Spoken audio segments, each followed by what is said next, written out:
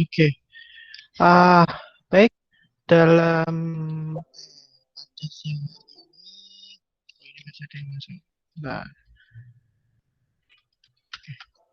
siang hari ini kita akan membahas tentang probabilitas dan statistika distribusi peluang kontinu. Jadi dalam bab ini nanti kita akan membahas berbagai macam bahasan dan pastinya dalam pembahasan kali ini rumus-rumus semakin banyak. Jadi harap pelan-pelan supaya nggak pusing. Tapi saya kira uh, masih sangat masih sangat mudah karena ini pernah diajarkan dulu ketika SMA, bahkan tuh sudah disinggung untuk mata pelajaran di matematika. Kira-kira kalau di PAI waktu awal-awal dulu enggak ya ada apa namanya matematika dasar kayak gitu? Nggak ada, Pak. Nggak ada tuh. Nggak ada, Pak. Berarti Nggak ada, Pak. berarti pelan-pelan, santai aja nanti kita mau nggak mau harus belajar lagi karena memang nanti ketika kalian penelitian pun juga tidak bisa lepas dari hitungan statistika. Jadi apalagi ke pendidikan ya, nanti ada uji ketika di lapangan itu seperti apa, uji apa namanya, gimana nilai awal dan akhir itu nanti prosesnya bagaimana. Nah, nanti agenda kita apa namanya untuk kali ini apa namanya untuk agenda kita hari ini nanti setelah penjelasan ini nanti di akhir perkuliahan sebenarnya minggu ini adalah sudah minggu masuk minggu UTS, tapi karena memang tidak tahu ini untuk apa sistem penanggalannya kampus kita agak sedikit berbeda. Jadi nanti UTS-nya soalnya akan saya kirim terus dikerjakan. Nanti saya kasih waktu 1 minggu maksimal besok Jumat depan jam 12 malam kurang 1 menit. Jadi ada 10 soal, soalnya gampang-gampang. Terus nanti silahkan dikerjakan, diketik dalam Word, terus jangan lupa diubah ke PDF. Karena tugas-tugas yang kemarin setelah dikirim ada yang mengirim menggunakan Word, ternyata setelah saya download karena beda versi, alhasil tulisannya malah jadi kacau. Jadi takutnya nanti malah jawaban kalian malah melancar-melancar nggak karuan. Tapi kalau sudah diubah menjadi PDF aman. Jadi nanti setelah diketik Word, terus save as PDF, terus baru dikirim ke Pak Widi. Nanti emailnya nanti tak kirim di akhir pembelajaran ini. Jadi tenang aja, nggak usah bingung-bingung. Nanti kita pelan-pelan. Terus ya memang hitungannya sudah banyak juga sih. Nah, nanti mulai minggu depan kita sudah mulai sedikit praktek. Jadi kita sudah mulai membahas mengenal apa itu SPSS, terus bagaimana penggunaannya, terus kita mulai latihan-latihan apa namanya kasus-kasus yang ada di lapangan setelah mengambil data, terus habis itu ngapain, prosesnya seperti apa. Nah itu nanti kita latihan. Modulnya sudah saya siapkan, tinggal nanti kalian lihat. Nah, mulai minggu depan, ini kan rata-rata online-nya menggunakan handphone ya. Nah, syukur-syukur seperti yang sudah kita sepakati waktu kontrak perkuliahan kemarin, biar greng istilahnya, biar tidak tanggung lagi menggunakan SPSS. Minggu depan handphonenya biarkan online untuk online kita pembelajaran. Nah, di samping kita itu nanti disediakan entah itu komputer, entah itu laptop, silakan terus yang sudah terinstall SPSS. SPSS-nya terserah mau versi yang berapa saja, tapi kalau punyanya Pak Widi pakai versi 25 atau pakai versi 22 juga tidak apa-apa. jauh lebih mudah digunakan. Pada prinsipnya hampir sama semua, SPSS mau yang seri berapapun, hanya yang membedakan nanti akan fasilitas pengoperasiannya. Jadi silahkan sesuai diinstal sesuai spek komputer masing-masing. Jangan terlalu mengejar yang terbaru. Kalau yang terbaru nanti laptopnya akan terlalu berat. Nah, SPSS itu memang aplikasi yang ya mirip seperti Excel, cuman dia memang dikhususkan untuk pengolahan data-data statistik. Modulnya sudah disiapkan, nanti akan saya kirim sekalian beserta soal UTS. Terus kalian kalau mau coba-coba dulu enggak apa-apa. Nanti minggu depan kita sudah mulai latihan pengenalan SPSS itu bagaimana. Terus nanti ketika kalian di lapangan itu bagaimana. Terus nanti data-data yang biasa terjadi di lapangan itu bagaimana, prosesnya bagaimana, cara bacanya bagaimana, terus cara baca tabel itu bagaimana, terus nanti membuat kurvanya itu bagaimana. Nanti kita latihan bareng-bareng di situ. Oke, gitu aja ya. Itu sebagai pendahuluan. Mungkin di pendahuluan ada yang ditanyakan sebelum Pak Widi mulai perkuliahan?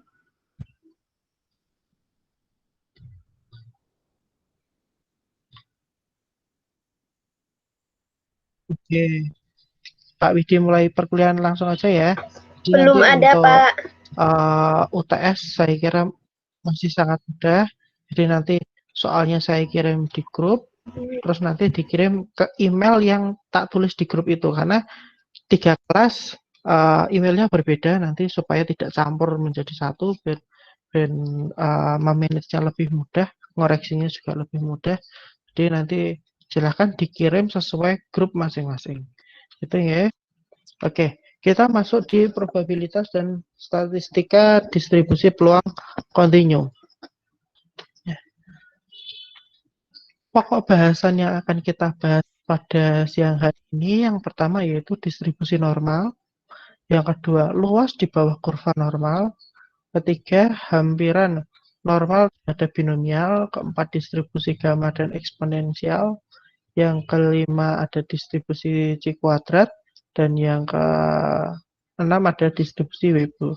Tapi biasanya kalau dari sekian banyak pembahasan ini yang sering banget digunakan memang distribusi normal sama C kuadrat. Tapi itu kan tergantung masing-masing nanti ketika kalian penelitian itu penelitiannya menggunakan penelitian apa? Kan kuantitatif ya pasti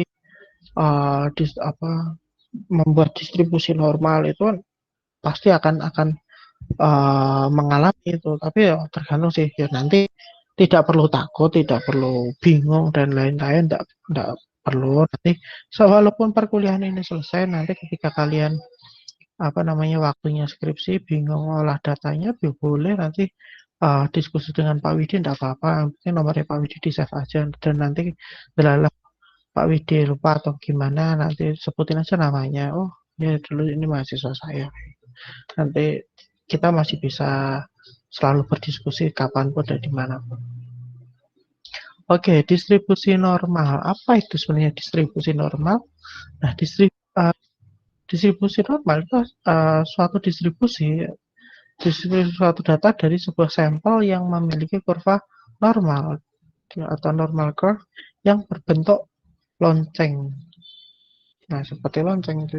Nah, ini ditemukan oleh Abraham de Moivre pada tahun 1733. Nah, ini sering disebut dengan distribusi Gauss atau Gaussian distribution. Nah, ini biasanya kalau di SPSS atau di statistika yang lain, biasanya pemrosesan di SPSS pun juga namanya Gaussian distribution. Nanti akan kelihatan bentuk kurvanya itu seperti apa. Kalau kurva itu normal, pasti bentuknya akan seperti lonceng seperti itu. Distribusi normal fungsi penuh pengubah acak normal X dengan rataan mu dan variansi untuk standar deviasi hasil kuadrat dari standar deviasi. Itu menggunakan n x mu standar deviasi, di mana 1 per akar 2 pi. Nah, dengan pi-nya itu adalah 3,14. Mungkin kalian mengingat lagi mata pelajaran SMA dulu, udah berapa tahun, Pak? Buku nipuh nih di ya, pelan-pelan enggak apa-apa. Namanya juga belajar lagi, kita buka-buka. Kita kemarin buku sudah beberapa buku sudah tak kirim, dibuka-buka lagi mulai belajar. Karena kenapa? Statistik mau enggak mau nanti kalian akan ketemu itu. Karena ketika skripsi kalau tidak ada olah statistiknya, ya data itu dianggap tidak valid kecuali memang kalau itu penelitiannya kualitatif, R&D itu akan apa namanya bisa dikatakan mungkin tidak akan ketemu dengan olah data statistik. Tapi kalau penelitiannya itu kuantitatif, pasti ketemu dan wajib melalui perhitungan statistik. Nah, ini bentuk kurva normal itu seperti ini. Nah, memang seperti lonceng, jadi bentuknya seperti gunung lah. Kurva normal. Nah, karakteristik kurva normal yang pertama, kurva berbentuk genta, di mana kurva berbentuk simetris, kurva mencapai puncak pada saat X dan mu, dan luas daerah di bawah kurva adalah 1, sehingga setengah di sisi kanan, sisi kanan dari nilai tengah, dan setengah di sisi kiri. Jadi bentuknya benar-benar simetris seperti itu. Itu jenis-jenis distribusi normal.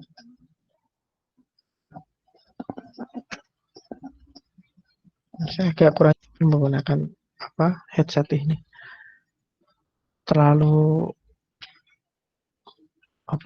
masuk banget. Oke, jadi bentuknya seperti ini. Ini ada tiga kurva normal, yang hijau, biru, sama yang merah. Dan itu pasti simetris antara sebelah kanan dan sebelah kiri. Nah, luas di bawahnya ini itu adalah 1. Nah, 1 itu bagian dari setengah sebelah kiri dan setengah sebelah kanan. Pasti harus simetris kalau itu memang benar-benar normal di situ. Nah,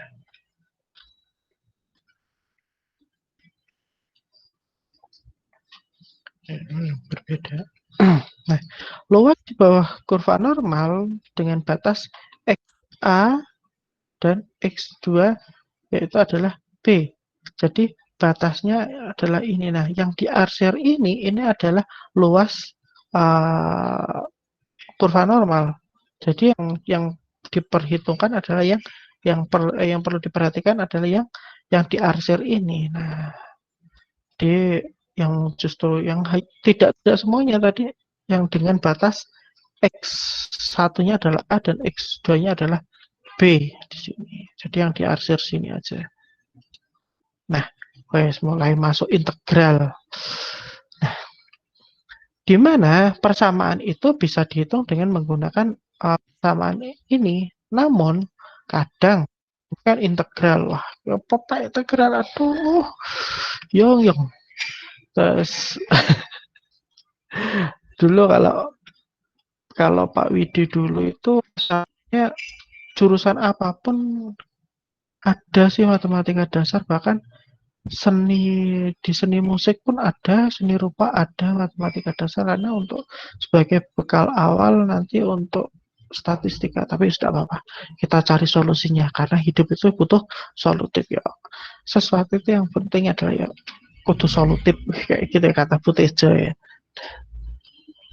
Integral di atas tidak dapat diselesaikan secara analitis. Untuk memudahkan perhitungan, makanya disederhanakan menjadi Z sama dengan X mu per standar deviasi, di mana X itu biasanya batas bawahnya itu berapa, terus dikalikan mu-nya dan standar dibagi standar deviasi. Nah, ini contoh tabel. Jadi nanti masing-masing distribusi itu akan berbeda tabelnya. Di buku-buku pun ada, buku yang kemarin saya kirim sudah ada semua tabelnya.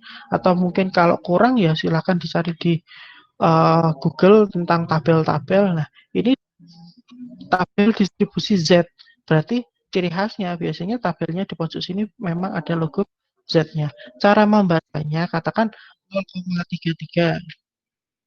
Nah, katakan 0,33. Berarti bacanya ke yang sebelah kiri ini dulu 0,3 geser 0,03 berarti 0,33 ketemunya 0,1293 seperti itu ya.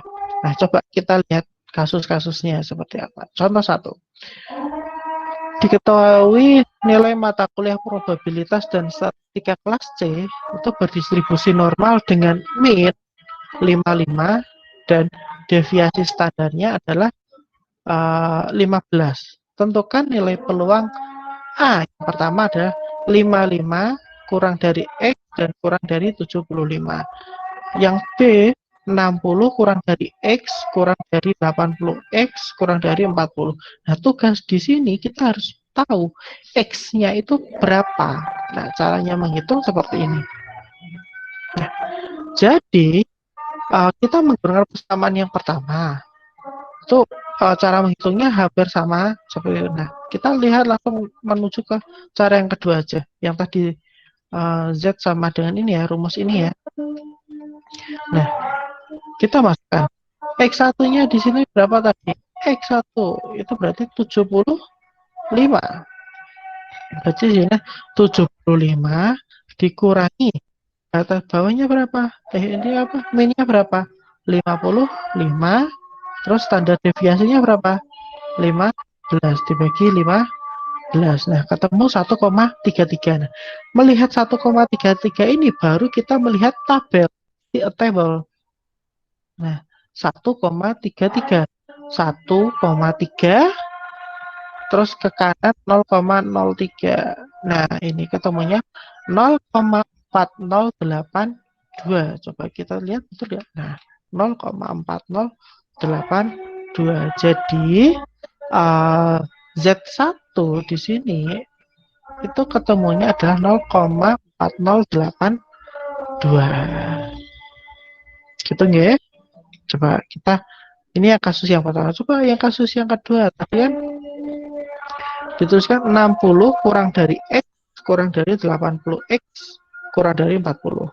Kita pilih yang pertama dulu. 60X kurang dari 80. X-nya ini diabaikan dulu enggak apa-apa. 60X kurang dari 80. Berarti sama caranya. Kita langsung fokus ke yang kedua aja. X1-nya tadi berapa? 60. Jadi 60 dikurangi tadi min-nya berapa? 55, standar deviasinya 15, turunnya 0,33. Baru yang kedua, Z2-nya. Nah, X2 itu X2-nya jadinya 80. Berarti 80 dikurangi min-nya 55 dibagi standar deviasinya 15. Jadi ketemunya 1,67. Nah, hasilnya ini kita lihat dulu di apa namanya? Di tabel ketemunya 0,33 itu tadi berapa? Ketemunya adalah coba 0,33. 0,3 geser lagi 3. Berarti 0,1293. Betul enggak? Nah, 0,1293. Nah, Z2-nya berapa? Di sini 1,67. Berarti nyarinya gimana? 1,6 terus gesernya ke 7. Nah, sini ya. Nah, 0,4525 benar ya? 0,4525. Nah, baru karena gini, asumsinya ketika dia digambar di kurva itu bentuknya seperti ini. Jadi B di sini atau Z1 itu adalah area dari 55 sampai 60. Kan 60 adalah kurang dari X tadi ya. Jadi ini yang B dan yang A itu adalah seluruhnya. Jadi karena A di sini adalah menggunakan rumus yang seluruhnya ini, jadi dia A-nya dari pojok sini sampai pojok sebelah sini 80. Nah, sehingga kalau kita mencari C-nya, alhasil A dikurangi dengan B. Luas panjang A sini dikurangi luas panjang B. Sehingga dihasilkan 0,4525 dikurangi 0,1293. Ketemunya adalah C. Luas areanya sini. Sehingga ketemunya 0,3232. Nah, seperti itu. Jadi memang butuh analisis yang benar-benar teliti. Jadi harus runtut. Kalau enggak nanti akan bingung. Nah, kasus C-nya tadi kan 80x kurang dari 40. Nah, kalau dia posisi di 40, ya udah tinggal dikurangi apa dikurangi aja. Jadi x40 0,5 kurangi A. Nah, A-nya tadi berapa? Nah, ketemunya 0,1588. Jadi ya memang harus runtut. Jadi pelan-pelan memang. Kalau pada prinsipnya memang matematika dasar itu sebenarnya penting, entah itu dalam kehidupan kita sebagai akademisi atau kita sebagai dalam kehidupan sehari-hari. Itu memang sebenarnya matematika dasar itu di semua jurusan itu harusnya penting banget itu. Coba kita lalui dulu, kita masuk ke contoh yang kedua. Nah, ini yang agak real dalam kehidupan. Nah, sumuk rasanya. Ya. Tinggi badan mahasiswa UGM berdistribusi normal dengan rata-rata tingginya 160 cm. Tinggi rata-ratanya 165 cm. Deviasi standarnya 10 cm. Tentukan berapa probabilitas mahasiswa UGM dengan tinggi lebih dari 180 cm. Berarti kalau kita dibuat persamaannya itu ketemunya P sama dengan 180 kurang 180 itu kurang dari X, karena pertanyaannya adalah probabilitas mahasiswa UGM dengan tinggi lebih dari 180. Berarti X-nya itu posisinya dia jauh lebih tinggi dari 180. Nah, kita pakai rumusnya tadi, Z tadi ya. Nah, ya tadi terus saja 180 dikurangi min-nya adalah 165 per standar deviasinya berapa? 10. Ya udah ketemunya 2,5. Nah, setelah cek di tabel ini bukan 94. Maaf, ini belum tak ubah. 0,4938. Pak Widya agak salah. Coba kita cek di tabel. Berapa tadi? 2,5. Nah, kalau 2,5 caranya gimana melihatnya, Pak? Nah, 2,5 itu maksudnya adalah 2,50. Nah, berarti turun dulu 2,5, terus 0,00. Nah, ketemunya 0,4938. Berarti ini harusnya 0,4938. Maka besarnya peluangnya adalah 1 dikurangi 0,4938. Nah, itu sama dengan, ya udah dikurangi aja berapa. Ini maaf Pak Udi, salah. Ngantuk mungkin Pak Udi. Jadi kayak gitu nggak? Jadi cara menghitungnya seperti itu untuk probabilitas. Contoh yang ketiga, kita lihat lagi. Diketahui rata-rata hasil adalah 74 dengan simpangan baku 7. Nah, jika nilai dan berdistribusi normal adalah 12%, peserta nilai tertinggi mendapat nilai A, berapa batas nilai A yang terendah? Nah, ini biasa apa namanya, peluang itu kita melihat trik-triknya bisa kita hitung sebenarnya. Oh, batas terendahnya itu berapa di sini. Nah, saya pakai rumus yang Z tadi, gampang.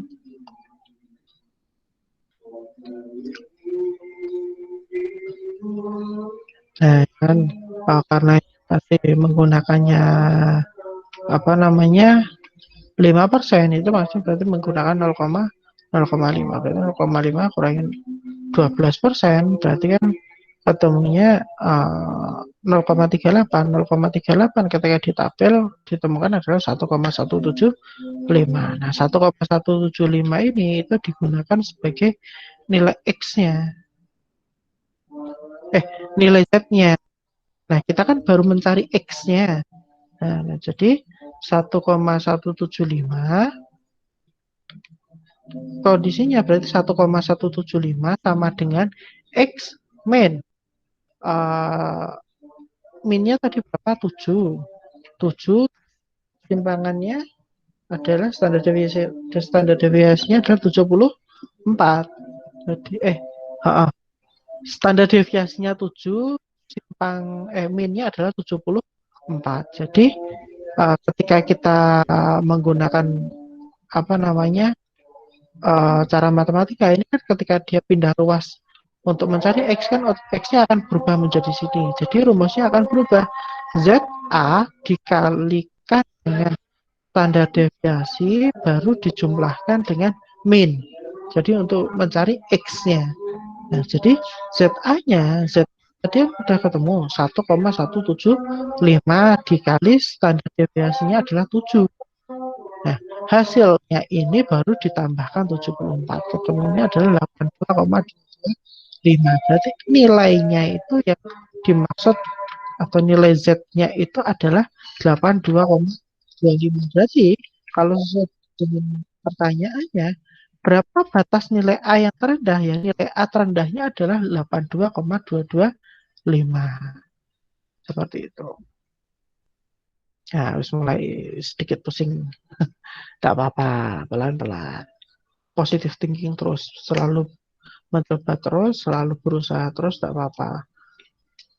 Jadi memang kalian harus lebih prihatin lagi, lebih serius lagi dalam membaca-baca bukunya lagi. Seperti itu. Hampiran normal terhadap binomial. Nah, ini persamaan distribusi binomial itu berubah menjadi binomial X, N, P, di mana Z sama dengan X, min, mu, rataan dibagi simpangan di situ. Nah, distribusi normalnya itu rataan itu didapat dari N dikali P. Dan hasil kuadrat dari rataan, hasil kuadrat dari simpangan itu didapatkan dari N dikali P dikali Hi, di mana Hi itu mencari Hi adalah 1 dikurangi P. Kita ulangi lagi. Persamaan distribusi binomial itu adalah B sama dengan X, N, P.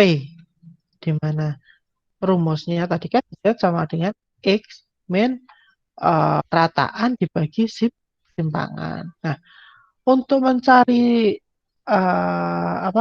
rataannya itu kalian harus mengkalikan antara N dan P, dan mencari simpangan atau hasil simpangan kuadrat itu kalian harus mengkalikan N, P, dan Hi. Nah, Hi itu didapat dari mana? 1 kurangi P. Nah, dari hasil itulah nanti akan bisa ditemukan. Nah, contoh seperti ini. Hampiran normal paling berguna dalam perhitungan dengan nilai N yang besar. Contoh, peluang yang tepat diberikan oleh, ini adalah 7X 9 dan binomialnya adalah X 15 dan 0,4. Berarti kalau kita hitung menggunakan rumus yang Z tadi juga bisa, karena rumus dengan ini juga bisa, ketemunya adalah 0,9662 dikurangi 0,60989, dan ketika kita hasil dilihat tabel, nah ketemunya adalah 0,3564. Jadi seperti itu. Nah, untuk hampiran normal di situ X1 sama dengan 6,5 dan X2 sama dengan 9,5, di mana Z1 6,5, dikurangi 6 dibagi 0,897 ketemunya 0,26 dan Z2 9,5 kurangi 6 bagi ketemunya 1,897 dan ketemunya 1,85. Nah, hasil ini kita cek di tabel ketemunya adalah 0,9678 dan dikurangi 0, hasil dari 0,26 adalah 0,6026. Setelah dikurangi ketemunya 0,3652. Hasil ini mendekati dengan hasil yang sebenarnya. Nah, coba kita gunakan pakai soal latihan biar lebih mudah untuk dipahami. Nah, peluang seorang mahasiswa sembuh dari hepatitis A adalah 0,4. Bila ada 100 mahasiswa yang terkena penyakit ini, berapa peluang bahwa kurang dari 30 mahasiswa yang sembuh? Saya ulangi, peluang seorang mahasiswa sembuh dari hepatitis A adalah 0,4. Peluangnya yang sembuh hanya 0,4. Bila ada 100 mahasiswa yang terkena penyakit ini, berapa peluang bahwa kurang dari 30 mahasiswa yang sembuh? Nah, itu yang soal yang pertama. Nah, kita lihat saja. Cara menyelesaikannya gampang. Nah, peubah binomial dikalikan menyatakan banyaknya penderita yang sembuh. Karena N-nya tadi mahasiswanya ada 100, maka apa namanya? Tadi apa ini namanya? Rataannya kan tadi rumusnya adalah N kali P.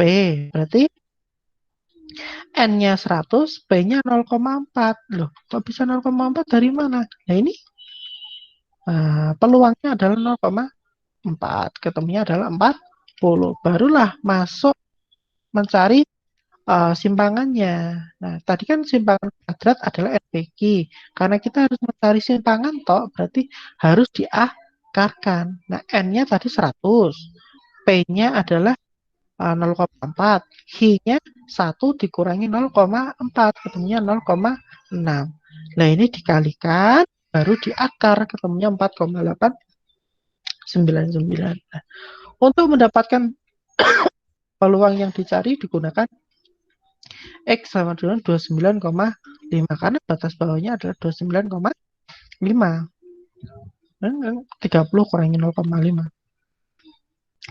29,5 dikurangi tadi berapa? Ini rataannya adalah 40 dibagi deviasinya standarnya itu adalah 4,899 ketemu 2,14. Ada suara masuk, suara ya seperti itu. Nah, dari itulah baru dicek 2,14 menggunakan peluangnya. Ketika dia kurang dari 30 ya pasti peluangnya hanya 0,0162. Ini ada distribusi gamma dan eksponensial.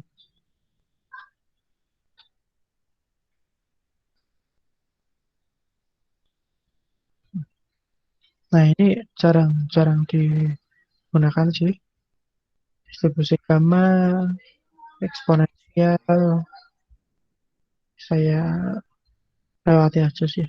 Nah, ini hanya sekedar tahu aja dulu. Ini bentuk distribusi gamanya itu bentuknya seperti ini. Distribusi eksponensial itu bentuknya akan seperti ini. Ya, apa sih jangan apa-apa. Kayak mie biting seperti ini. Nah, ya, memang harus pakai integral dalam menghitung ini. Yang selanjutnya adalah C kuadrat. Nah, apa itu C kuadrat? Saya pindah ke slide yang lain. Mana slide C kuadrat? Di mana ini? Tak carikan.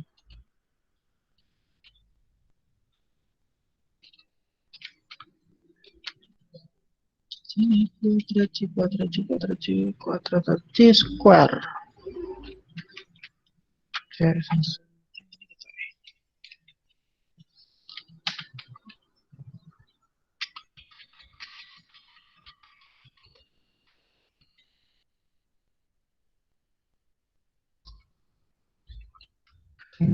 Oke.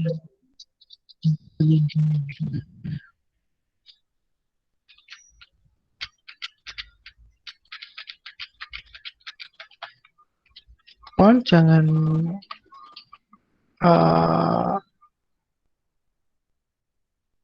apa namanya, slow aja, ya usah terlalu sepantang. Oke,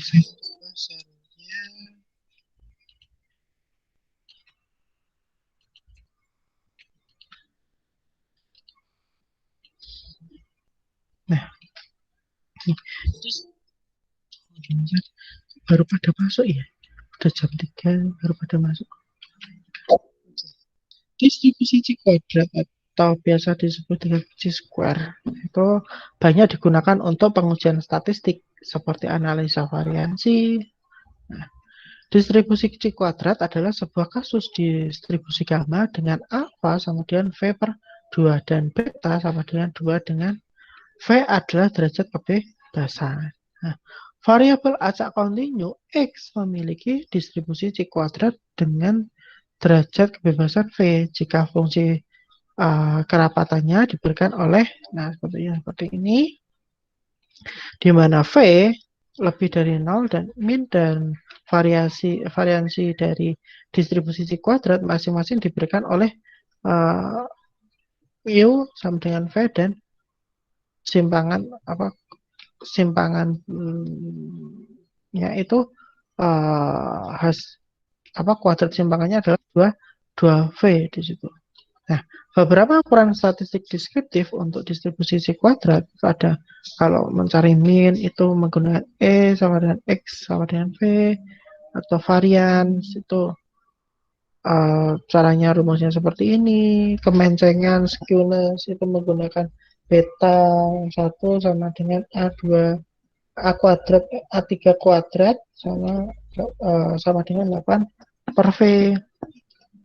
Kerungkingan atau kurtosis itu B2 atau A4 sama dengan 3 dikali 4 per V tambah 1. Berarti hasilnya ini dulu dioperasikan, baru dikalikan.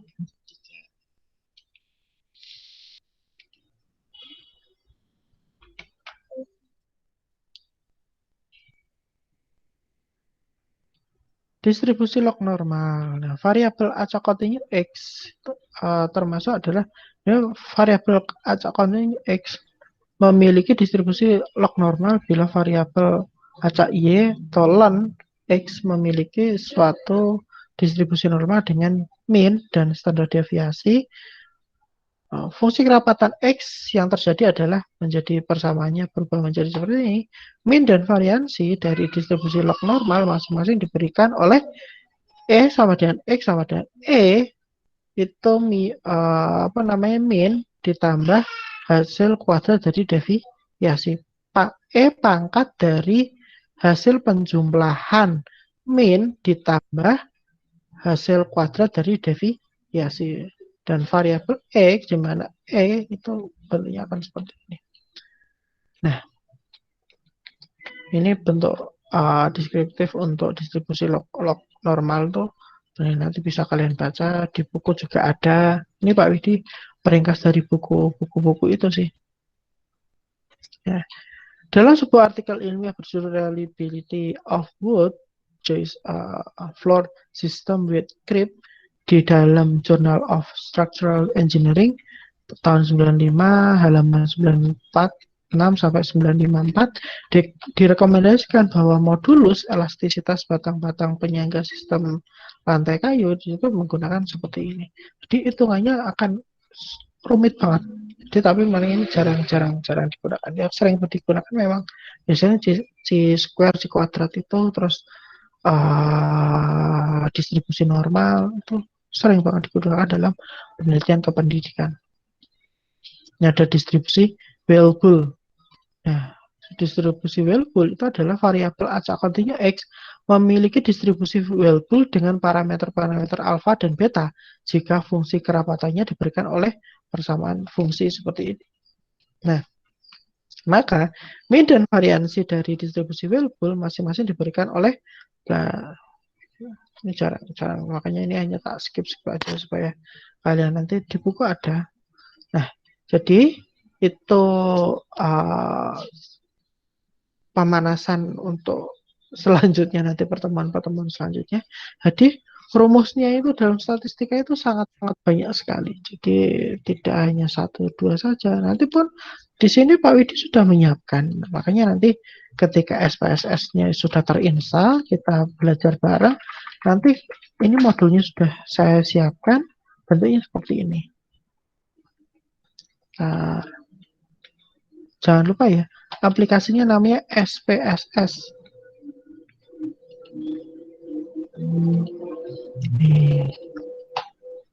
Modul.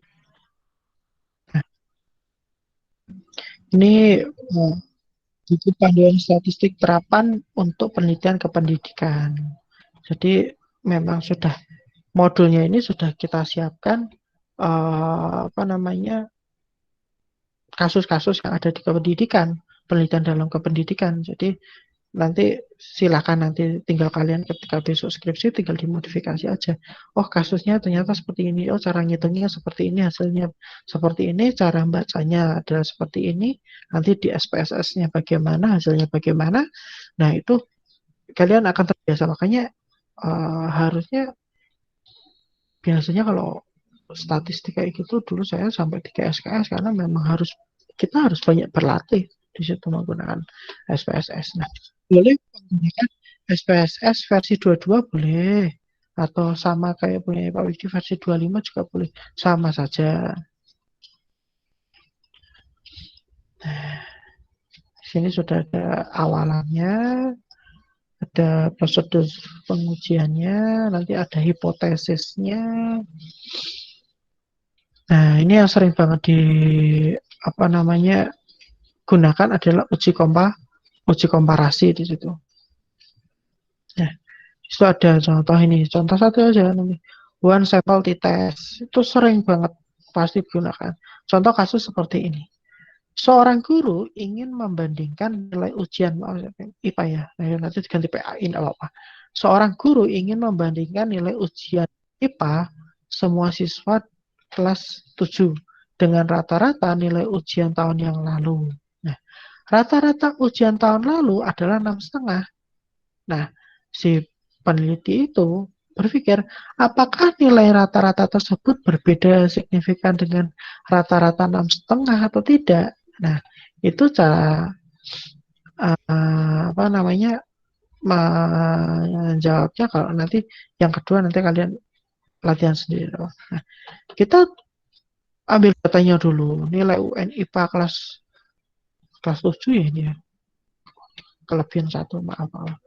Kelas 8 harusnya. Nah, ini nilainya ternyata sekian, bla bla bla, 675878. Nah, nilainya semua sudah kita dapatkan.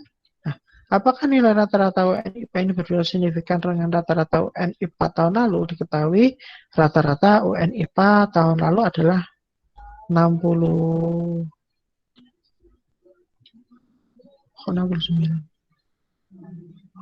Jadi ini contoh kasusnya. Jadi ada nilainya rata-rata ya kan ada 69. Menggunakan taraf signifikasi ada 5%. Nah, kita masukkan data itu di aplikasi SPSS. Jadi dimasukkan semua datanya dari ini 67 sampai 52 ini dimasukkan. Nah, bentuk SPSS itu kayak Excel, cuman dia memang dikhususkan untuk memproses data-data statistik.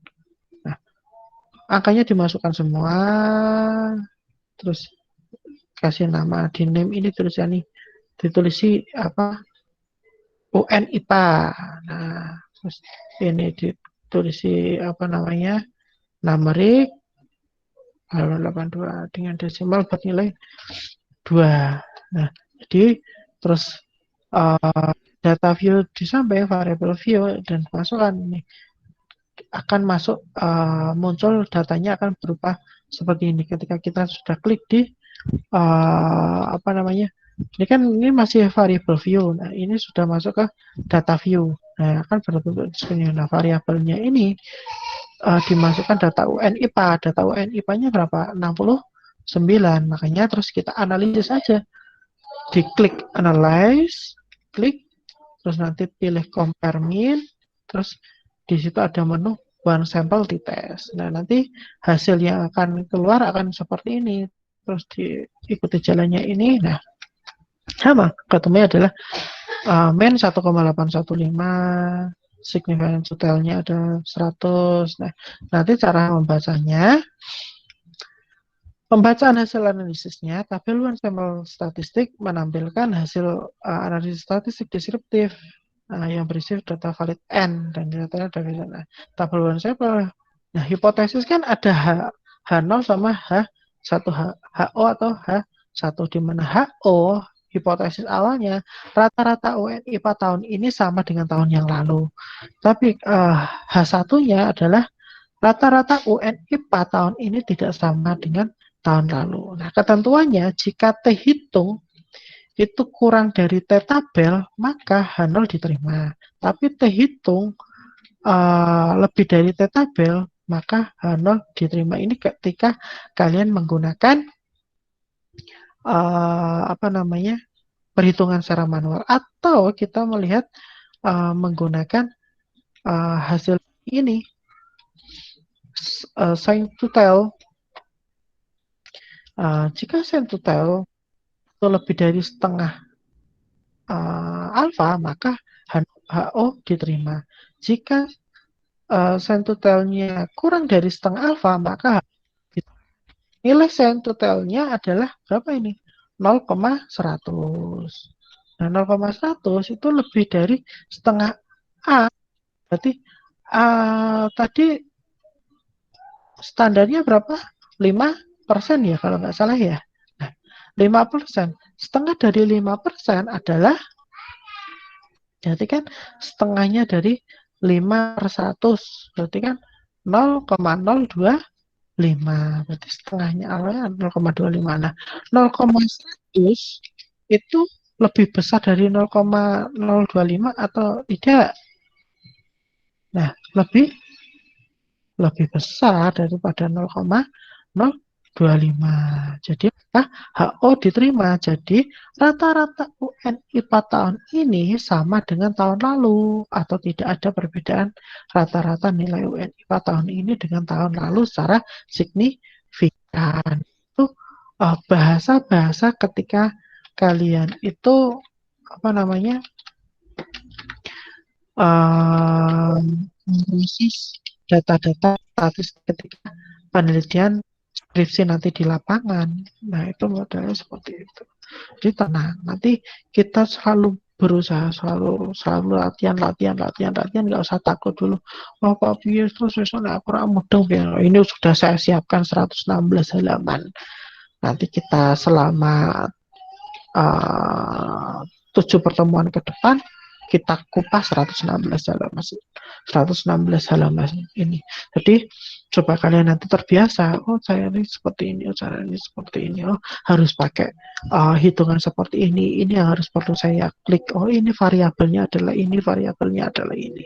Jadi nanti kita akan biasakan hal tersebut. Jadi nggak usah takut, tenang, nanti kita pelan-pelan Pak Widi coba sepelan mungkin, santai mungkin. Jadi nanti kita tetap harus jalan bareng-bareng.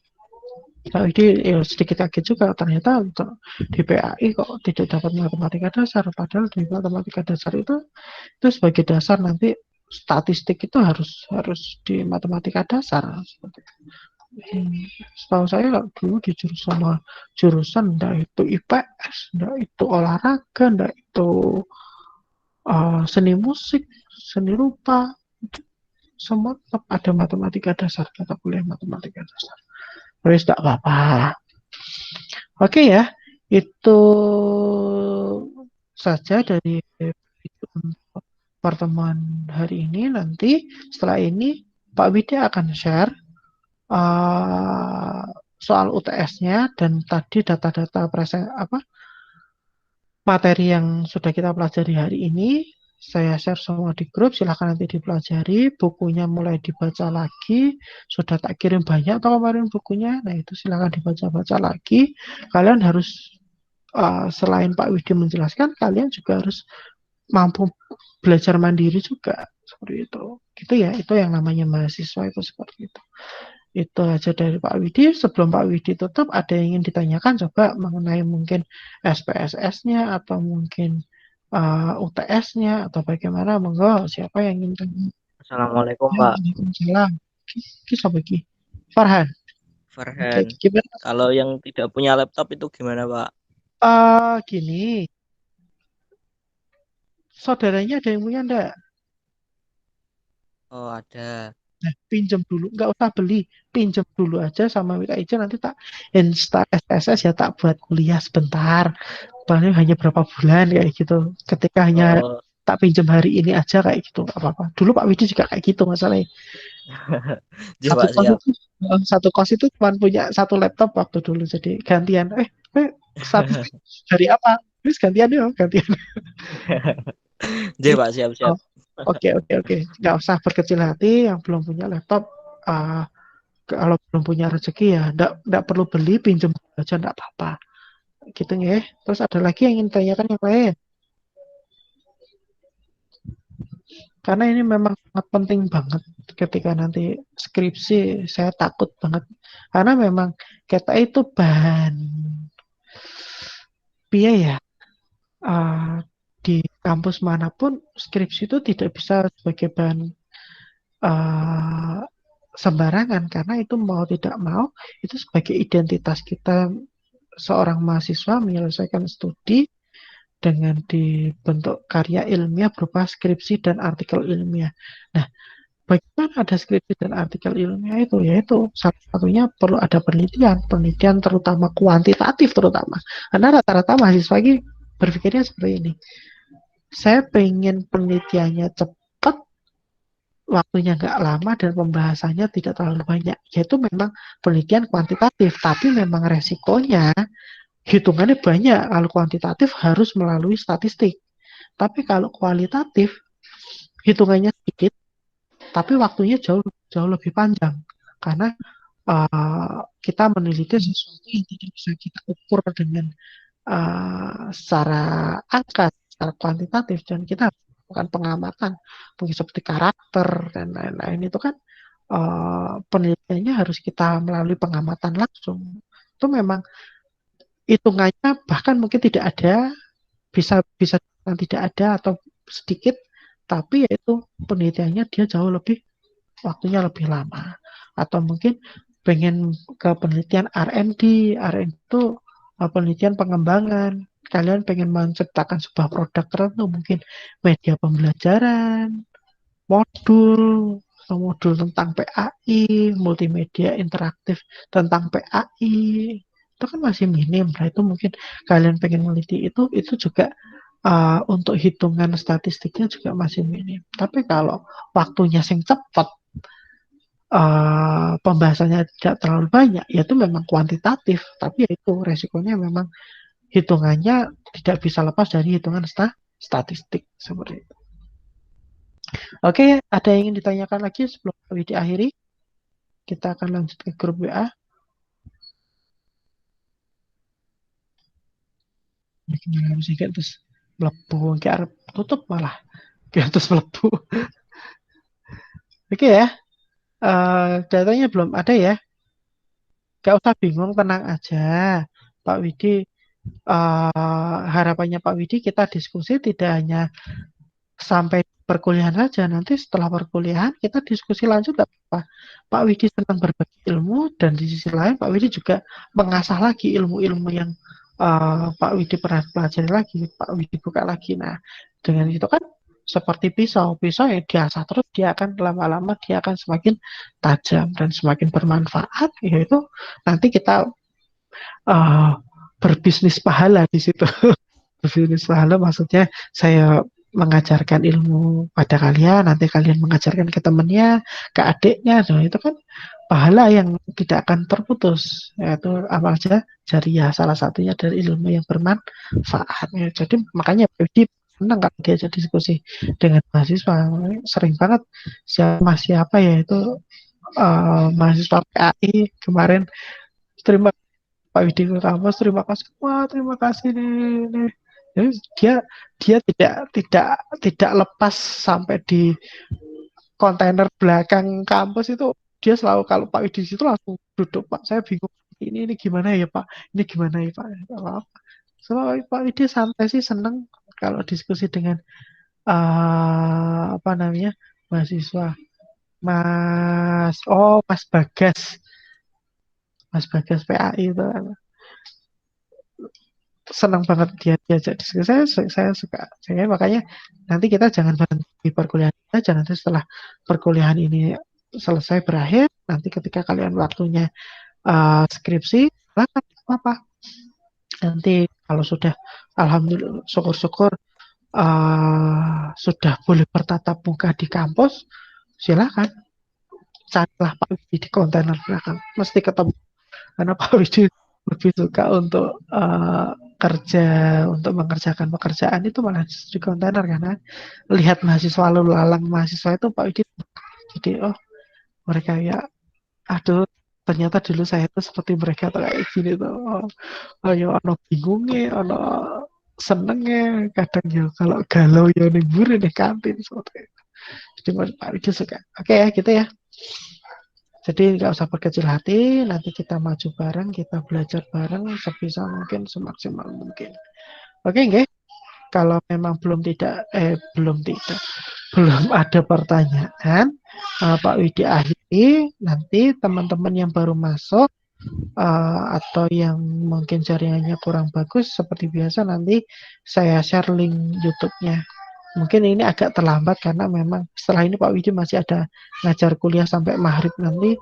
Jadi mungkin linknya YouTube Pak Widi bagikan nanti setelah maghrib seperti itu. Gitu ya. Kalau memang belum ada pertanyaan, Pak Widi akhiri dulu.